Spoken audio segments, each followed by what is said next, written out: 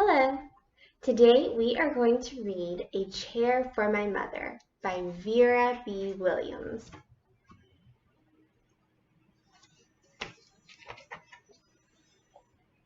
My mother works as a waitress in the Blue Tile Diner. After school, sometimes I go to meet her there. Then her boss, Josephine, gives me a job too. I wash the salts and peppers and fill the ketchups. One time, I peeled all the onions for the onion soup. When I finished, Josephine says, "Good work, honey," and pays me. And every time, I put half of my money into the jar. It takes a long time to fill a jar this big. Every day when my mother comes home from work, I take down the jar. My mama empties all her change from tips out of her purse for me to count. Then we push all the coins into the jar. Sometimes my mama is laughing when she comes home from work. Sometimes she's so tired she falls asleep while I count the money out into piles. Some days she has lots of tips. Some days she only has a little. Then she looks worried. But each evening, every single shiny coin goes into the jar. We sit in the kitchen to count the tips. Usually, Grandma sits with us too. While we count, she likes to hum. Often, she has money in her old leather wallet for us. Whenever she gets a good bargain on tomatoes or bananas or something she buys, she puts by the savings and they go into the jar. When we can't get a single other coin into the jar, we are going to take out all the money and go and buy a chair. Yes, a chair. A wonderful, beautiful, fat, soft armchair. We will get one covered in velvet with roses all over it. We are going to get the best chair in the whole world. That is because our old chairs burned up. There was a big fire in our other house. All our chairs burned. So did our sofa, and so did everything else. That wasn't such a long time ago. My mother and I were coming home from buying new shoes. I had new sandals. She had new pumps. We were walking to our house from the bus. We were looking at everyone's tulips. She was saying she liked red tulips, and I was saying I liked yellow ones. Then we came to our block. Right outside our house stood two big fire engines. I could see lots of smoke. Tall orange flames came out of the roof. All the neighbors stood in a bunch across the street. Mama grabbed my hand and we ran. My Uncle Sandy saw us and ran to us. Mama yelled, "Where's Mother?" I yelled, "Where's my grandma?" My Aunt Ida waved and shouted, "She's here, she's here, she's okay, don't worry."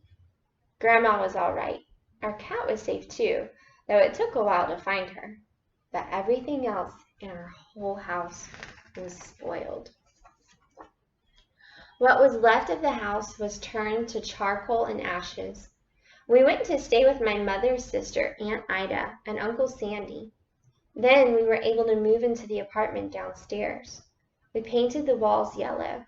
The floors were all shiny, but the rooms were very empty. The first day we moved in, the neighbors brought pizza and cake and ice cream, and they brought a lot of other things too. The family across the street brought a table and 3 kitchen chairs. The very old man next door gave us a bed from when his children were little. My other grandpa brought us his beautiful rug. My mother's other sister, Sally, had made us red and white curtains. Mama's boss, Josephine, brought pots and pans, silverware and dishes. My cousin brought me her own stuffed bear. Everyone clapped when my grandma made a speech. "You are all the kindest people," she said, "and we thank you very, very much. It's lucky we're young and can start all over." That was last year. but we still have no sofa and no big chairs. When Mama comes home, her feet hurt. There's no good place for me to take a load off my feet, she says. When Grandma wants to sit back and hum and cut up potatoes, she has to get as comfortable as she can on a hard kitchen chair. So that is how come Mama brought home the biggest jar she could find at the diner, and all the coins started going into the jar. Now the jar is too heavy for me to lift down. Uncle Sandy gave me a quarter. He had to boost me up so I could put it in. After supper, Mama and Grandma and I stood in front of the jar. Well, I never would have believed it, but I guess it's full, Mama said. My mother brought home little paper wrappers from the nickels and dimes and the quarters. I counted them all and wrapped them all up. On my mother's day off, we took all the coins to the bank. The bank exchanged them for $10 bills. Then we took the bus downtown to shop for the chair. We shopped through 4 furniture stores. We tried out big chairs and smaller ones, high chairs and low chairs, soft chairs and harder ones. Grandma said she felt like Goldilocks and the 3 bears trying out all the chairs. Finally, we found the chair we were all dreaming of, and the money in the jar was enough to pay for it. We called Aunt Ida and Uncle Sandy. They came right down in their pickup truck to drive the chair home for us. They knew we couldn't wait for it to be delivered. I tried out our chair in the back of the truck. Mama wouldn't let me sit there while we drove, but they let me sit in it while they carried it up to the door. We set the chair right beside the window with the red and white curtains. Grandma and Mama and I all sat in it while Aunt Ida took our picture. Now Grandma sits in it and talks with people going by in the daytime. Mama sits down and watches the news on TV when she comes home from her job. After supper, I sit with her and she can reach right up and turn out the light if I fall asleep in her lap. And there's a picture. I love that book because I love how it shows that a family can work together to reach a goal. I really enjoyed it, and I hope you did too.